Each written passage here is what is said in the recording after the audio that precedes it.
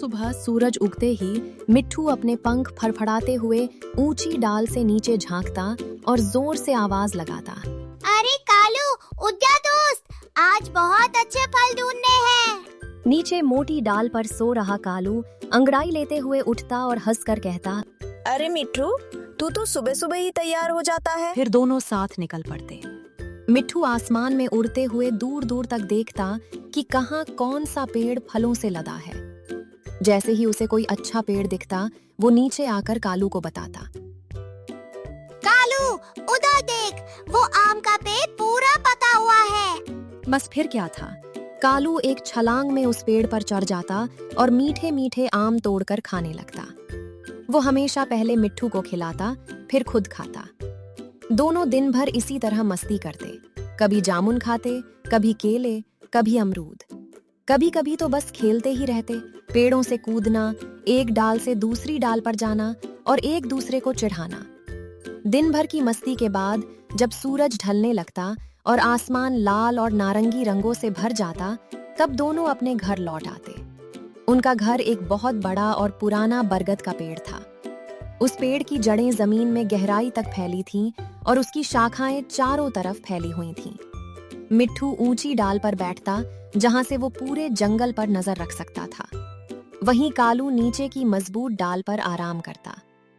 एक दिन शाम को दोनों बैठे बैठे बातें कर रहे थे। मिट्ठू ने गंभीर आवाज में कहा, कालू, दोस्ती बहुत कीमती चीज होती है। सच्चा दोस्त वही होता है जो मुसीबत में साथ खड़ा रहे। कालू मुस्कुराते हुए बोला, अरे मिट्ठू, तू फालतू की टेंशन मत ले। हम दोनों हमेशा साथ रहेंगे, चाहे कुछ भी हो जाए। मिट्टू ने भी मुस्कुराकर सिर हिला दिया, लेकिन उसके मन में कहीं न कहीं एक हल्की चिंता जरूर थी, क्योंकि वो जानता था कि दुनिया में हर कोई सच्चा नहीं होता। उसी सुखवन जंगल के एक कोने में एक बहुत ही चालाक और धूर्त लोमड़ी रहती थी, जिसका नाम था फरेबी। जैसा उसका नाम था, वैसी ही उसकी आदतें थीं। वो हमेशा चालाकी से दूसरों को धोखा देकर अपना फायदा उठाती थी। एक दिन वो खाने की तलाश में जंगल में घूम रही थी। कई दिनों से उसे अच्छा शिकार नहीं मिला था, इसलिए वो बहुत भूखी थी। तभी उसकी नजर दूर पेड़ों के बीच खेलते हुए कालू और मिट्ठू पर पड़ी। वो तुरंत झाड़ियों के पीछे छिप गई और ध्यान से उन्हें देखने लगी। उसकी नजर खासकर कालू पर टिक गई। मोटा, तगड़ा, ताकतवर और बिल्कुल बेफिक्र। फरेबी के मुंह में पानी आ गया। वो मन ही मन सोचने लगी, वाह, ये बंदर तो कई दिनों का खाना बन सकता है। लेकिन ये अकेला नहीं है, इसके साथ ये तोता हमेशा रहता है। अगर मैंने सीधे हमला किया तो दोनों भाग जाएंगे। मुझे कुछ और सोचना होगा। फिर उसकी आंखों में एक चालाक चमक आई। अगर मैं पहले दोस्ती कर लूं, तो ये खुद मेरे जाल में फंस जाएगा। उस दिन के बाद से फरेबी ने एक नई आदत बना ली। वो रोज चुपके चुपके कालू का पीछा करने लगी। वो दूर से देखती रहती, कालू कहाँ जाता है, क्या खाता है, कब सोता है और सबसे जरूरी, कब वो अकेला होता है। कई दिन बीत गए। फरेबी बस सही मौके का इंतजार करती रही। कई दिनों तक फरेबी चुपचाप कालू और मिट्ठू पर नजर रखती रही। वो हर दिन छिपकर उन्हें देखती और समझने की कोशिश करती कि कब कालू अकेला पड़ता है। एक दिन आखिरकार उसे वही मौका मिल गया जिसका उसे कई दिनों से इंतजार था। उस दिन सुबह मिट्ठू किसी काम से जंगल के दूसरे हिस्से में चला गया था। कालू अकेला एक पेड़ के नीचे बैठा मीठे मीठे फल खा रहा था। वो बिल्कुल बेफिक्र था। उसे इस बात का जरा भी अंदाजा नहीं था कि कोई उस पर नजर रख रहा है। झाड़ियों के पीछे छिपी फरेबी की आंखों में चमक आ गई। उसने मन ही मन कहा, बस यही मौका है। आज अगर मैं सही चाल चलूं, तो ये बंदर मेरे जाल में जरूर फंस जाएगा। वो धीरे धीरे, बहुत सावधानी से कालू की तरफ बढ़ने लगी। उसने कोशिश की कि कोई आवाज न हो, ताकि कालू को शक न हो। जैसे ही वो पास पहुंची, उसने अपनी आवाज को मीठा बनाते हुए कहा, अरे बंदर भाई, कैसे हो तुम? अचानक पीछे से आवाज सुनकर कालू चौंक गया। उसके हाथ से फल गिर गया और वो घबराकर पीछे मुड़ा। उसने देखा कि एक लोमड़ी उसके सामने खड़ी है। कालू थोड़ा डर गया। उसकी आंखों में डर साफ दिखाई दे रहा था। वो बिना कुछ बोले बस लोमड़ी को देखने लगा। फरेबी तुरंत समझ गई कि कालू डर गया है।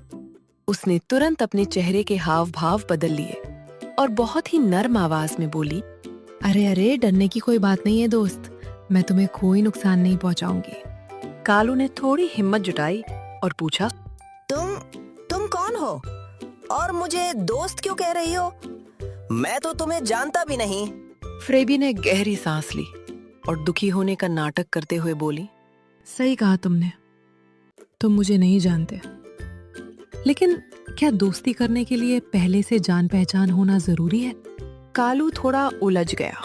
नहीं, लेकिन अनजान लोगों से दोस्ती करना ठीक नहीं होता। ये सुनकर फरेबी ने अपना सिर झुका लिया और बहुत दुखी आवाज में बोली, शायद तुम सही कह रहे हो, मैं तो बस इसलिए आई थी क्योंकि मैं बहुत अकेली हूँ। उसकी आवाज धीमी होती चली गई। उसने आंखें नीचे कर ली जैसे वो रोने वाली हो। कालू को ये देखकर थोड़ा अजीब लगा। उसने पूछा, अकेली मतलब? फरेबी ने धीरे धीरे बोलना शुरू किया, मेरे कोई दोस्त नहीं है, जो थे भी वो सब मुझे छोड़कर चले गए। अब मैं इस जंगल में बिल्कुल अकेली रहती हूँ, किसी से बात करने वाला भी कोई नहीं है। इतना कहते कहते उसने अपनी आंखों में आंसू ला दिए। कालू का दिल बहुत नरम था। किसी को दुखी देख वो खुद भी परेशान हो जाता था। उसने धीरे से कहा, अरे रो क्यों रही हो? ऐसा भी क्या हुआ? फरेबी ने मौका देखकर अपनी बात और बढ़ाई। जब मैंने तुम्हें देखा तो मुझे लगा कि शायद मुझे भी एक दोस्त मिल सकता है। अगर तुम मेरे दोस्त बन जाओगे तो मैं बहुत खुश हो जाऊंगी। अब कालू पूरी तरह भावुक हो चुका था। उसने एक पल के लिए सोचा, बेचारी कितनी अकेली है। फिर उसने मुस्कुराते हुए कहा, ठीक है, अगर तुम्हें सच में दोस्त की जरूरत है तो मैं तुम्हारा दोस्त बन जाता हूँ। फरेबी के चेहरे पर अंदर ही अंदर खुशी की लहर दौड़ गई, लेकिन उसने बाहर से वही मासूमियत बनाए रखी।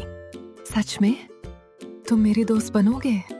हाँ, कालू ने कहा। बस यही वो पल था जब कालू अनजाने में फरेबी के जाल में फंस गया। उस दिन के बाद से कालू और फरेबी साथ समय बिताने लगे। वे साथ घूमते, बातें करते और खेलते भी थे। फरेबी हमेशा मीठी मीठी बातें करती ताकि कालू का भरोसा और बढ़ता जाए। धीरे धीरे कालू इतना व्यस्त हो गया कि वह अपने पुराने दोस्त मिट्ठू को समय ही नहीं दे पा रहा था। मिट्ठू कई बार उसे ढूंढता, लेकिन कालू अक्सर फरेबी के साथ ही होता। एक दिन फरेबी ने मुस्कुराते हुए कहा, दोस्त कालू, क्या तुम मुझे अपना घर दिखाओगे? मैं तुम्हारी दुनिया देखना चाहती हूँ। कालू ने बिना सोचे समझे कहा, हाँ दोस्त, क्यों नहीं, चलो मेरे साथ। दोनों साथ चल पड़े। उधर मिट्ठू दूर से यह सब देख रहा था। उसे कुछ ठीक नहीं लग रहा था। वह जल्दी से उड़कर अपने पेड़ पर पहुंच गया। कुछ ही देर में कालू फरेबी को लेकर वहां आ गया। मिट्टू, देखो, ये मेरी नई दोस्त है फरेबी। ये बहुत अच्छी है, बस अकेली है। अब हम दोनों इसके दोस्त बन जाएंगे। मिट्ठू ने फरेबी को ध्यान से देखा। उसकी आंखों में उसे चालाकी नजर आ गई। मिट्ठू ने सख्त आवाज में कहा, कालू, ये सही नहीं है। लोमड़ी मांसाहारी होती है, इस पर भरोसा करना खतरनाक है। कालू को ये बात अच्छी नहीं लगी। तुम हर किसी को गलत क्यों समझते हो? ये बहुत अच्छी है। मिट्ठू बोला, मैं सिर्फ तुम्हारी भलाई के लिए कह रहा हूँ। लेकिन कालू अब फरेबी के जाल में फंस चुका था। उसने मिट्ठू की बात अनसुनी कर दी। मिट्ठू ने आखिर में कहा, ठीक है, ये तुम्हारी मर्जी है। और वो उड़ गया। मिट्ठू के जाने के बाद भी कालू को अपनी गलती का एहसास नहीं हुआ। वो अब पूरी तरह फरेबी की बातों में आ चुका था। फरेबी भी यही चाहती थी कि कालू अपने पुराने दोस्त से दूर हो जाए ताकि उसे फंसाना आसान हो जाए। एक दिन सुबह सुबह फरेबी कालू के पास आई। उसके चेहरे पर हल्की सी मुस्कान थी, लेकिन उसके मन में कुछ और ही चल रहा था। वो बोली, दोस्त कालू, आज मैं तुम्हें एक ऐसी जगह ले चलती हूँ जहाँ तुम्हें तुम्हारा मनपसंद खाना मिलेगा, बहुत सारा खाना, और वहाँ तुम खुलकर खेल भी सकोगे। कालू की आंखें चमक उठीं। सच में? कहाँ है ऐसी जगह? फरेबी बोली, बस मेरे साथ चलो, तुम्हें बहुत मजा आएगा। कालू ने बिना कुछ सोचे तुरंत हामी भर दी। चलो दोस्त। दोनों साथ निकल पड़े। रास्ते में पेड़ों की कतारें, ठंडी हवा और चहचहाते पक्षी थे, लेकिन कालू का ध्यान सिर्फ खाने पर था। कुछ देर चलने के बाद वे एक खेत के पास पहुंचे।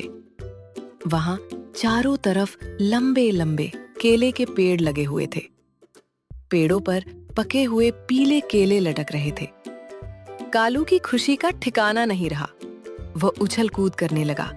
वाह, इतने सारे केले! मैंने तो कभी एक साथ इतने केले नहीं देखे। वह तुरंत पेड़ पर चढ़ गया और केले तोड़ तोड़ कर खाने लगा। वह खुशी से बोला, दोस्त फरेबी, अगर तुम मुझे यहाँ नहीं लाते तो मुझे कभी इतना मजेदार खाना नहीं मिलता। फरेबी ने मुस्कुराते हुए कहा। मैं जानती थी कि तुम्हें ये जगह बहुत पसंद आएगी। लेकिन अंदर ही अंदर वो सोच रही थी, खाओ, जितना खाना है खाओ। अगर मुझे तुम्हें खाना है तो पहले तुम्हें मोटा करना जरूरी है। उस दिन के बाद से कालू और फरेबी रोज उस खेत में जाने लगे। कालू दिन भर केले खाता, खेलता और खुश रहता। धीरे धीरे उसे इस बात की आदत हो गई। अब वो मिट्ठू को बिल्कुल भूल चुका था। उधर खेत का मालिक कई दिनों से परेशान था। वो देख रहा था कि उसकी फसल कोई खराब कर रहा है। एक दिन उसने तय किया, अब जो भी है उसे पकड़ना ही पड़ेगा। उसने खेत में एक बड़ा सा जाल बिछा दिया और चुपचाप वहां से चला गया। अगले दिन जब कालू और फरेबी वहां पहुंचे तो कालू हमेशा की तरह खुशी खुशी पेड़ पर चढ़ गया। लेकिन जैसे ही वो नीचे उतरा, अचानक धड़ाम, वो जाल में फंस गया। कालू जोर जोर से चिल्ला, बचाओ, कोई मुझे बचाओ! वो पूरी ताकत से निकलने की कोशिश कर रहा था, लेकिन जाल बहुत मजबूत था। उसने घबराकर फरेबी की तरफ देखा। दोस्त, जल्दी कुछ करो, मुझे बाहर निकालो! लेकिन फरेबी एक पल के लिए रुकी, फिर बोली, मुझे डर लग रहा है। और वो वहां से भाग गई। थोड़ी दूर जाकर वो झाड़ियों में छुप गई और मन ही मन सोचने लगी, अब किसान आएगा और इसे पकड़ लेगा, फिर मुझे आसानी से इसका मांस मिल जाएगा। उधर जाल में फंसा कालू लगातार चिल्ला रहा था। उसकी आवाज में डर साफ झलक रहा था। फरेबी, वापस आओ, मुझे बचाओ! लेकिन कोई नहीं आया। तभी उसे मिट्ठू की बात याद आई, लोमड़ी पर भरोसा मत करना। कालू की आंखों में आंसू आ गए। उसे अपनी गलती का एहसास हो गया। वो जोर से चिल्लाया, मिट्टू, दोस्त, मुझे बचाओ। कुछ देर बाद उसकी आवाज दूर बैठे मिट्ठू के कानों तक पहुंची। मिट्ठू ने आवाज पहचानी, ये तो कालू की आवाज है। वो तुरंत उड़कर वहां पहुंचा। जैसे ही उसने कालू को जाल में फंसा देखा, वो समझ गया कि क्या हुआ होगा। मिट्ठू बोला, मैंने तुम्हें पहले ही चेतावनी दी थी। कालू रोते हुए बोला, मुझसे गलती हो गई दोस्त, प्लीज मुझे बचा लो, मेरा दम घुट रहा है। मिट्ठू ने कुछ देर सोचा, फिर बोला, ठीक है, एक तरीका है। मिट्ठू ने कालू को ध्यान से देखा। वह जाल में बुरी तरह फंसा हुआ था और डर के मारे कांप रहा था। आसपास का माहौल भी खतरनाक हो गया था, क्योंकि किसी भी वक्त खेत का मालिक वहां आ सकता था। कालू, अब ध्यान से मेरी बात सुनो। अगर तुमने जैसा मैं कहता हूँ वैसा किया तो तुम बच सकते हो। कालू ने जल्दी से कहा, हाँ दोस्त, मैं सब करूँगा, बस मुझे बचा लो। मिट्टू बोला, तुम अभी तुरंत मरने का नाटक करो, बिल्कुल हिलना मत, सांस भी धीरे धीरे लेना और ऐसा दिखाना जैसे तुम मर चुके हो। कालू थोड़ा घबरा गया। अगर किसान ने सच में मुझे मार दिया तो? मिट्ठू बोला, नहीं, ऐसा नहीं होगा। किसान सोचेगा कि तुम पहले ही मर चुके हो, इसलिए वो जाल खोल देगा। जैसे ही जाल खुले तुम तुरंत भाग जाना। कालू ने हिम्मत जुटाई और बोला। ठीक है, मैं कोशिश करता हूँ। कालू ने अपनी आंखें बंद कर ली। उसने अपने शरीर को बिल्कुल ढीला छोड़ दिया, जैसे उसमें जान ही ना हो। कुछ ही देर में खेत का मालिक वहां आ गया। उसने दूर से ही देखा, एक बंदर जाल में फंसा हुआ है। वो पास आया और बोला, अरे ये तो बंदर है, लेकिन ये तो बिल्कुल हिल नहीं रहा। उसने ध्यान से देखा। लगता है मर गया है। ये सोचकर उसने जाल खोलना शुरू किया। जैसे ही जाल थोड़ा ढीला हुआ, कालू एकदम से उठकर पूरी ताकत से भाग गया। किसान कुछ समझ ही नहीं पाया। अरे ये तो जिंदा था। लेकिन तब तक कालू बहुत दूर निकल चुका था। उधर कालू दौड़ते दौड़ते सीधे अपने पेड़ के पास पहुंचा। वो हाँफ रहा था, लेकिन खुश भी था कि उसकी जान बच गई। मिट्ठू भी वहां पहुंच गया। कालू ने भावुक होकर कहा, धन्यवाद दोस्त, अगर तुम नहीं आते तो आज मैं मर जाता। मिट्ठू ने हल्की मुस्कान के साथ कहा, दोस्ती में धन्यवाद नहीं कहते, लेकिन हाँ, अगली बार मेरी बात जरूर मानना। कालू ने सिर झुका लिया। मुझसे बहुत बड़ी गलती हो गई। मैंने तुम्हारी बात नहीं मानी और उस लोमड़ी पर भरोसा कर लिया। मिट्ठू मुस्कुराया। और मैं हमेशा तुम्हारे साथ रहूंगा। दोनों हंसते हुए फिर से अपनी पुरानी जिंदगी जीने लगे, खेलना, खाना और साथ रहना। सिख सच्चा दोस्त वही होता है जो मुश्किल में साथ दे, और सबसे जरूरी, अच्छे दोस्त की सलाह कभी नजरअंदाज नहीं करनी चाहिए। अगर आपको यह वीडियो अच्छा लगा हो तो लाइक करें, अपने दोस्तों के साथ शेयर करें।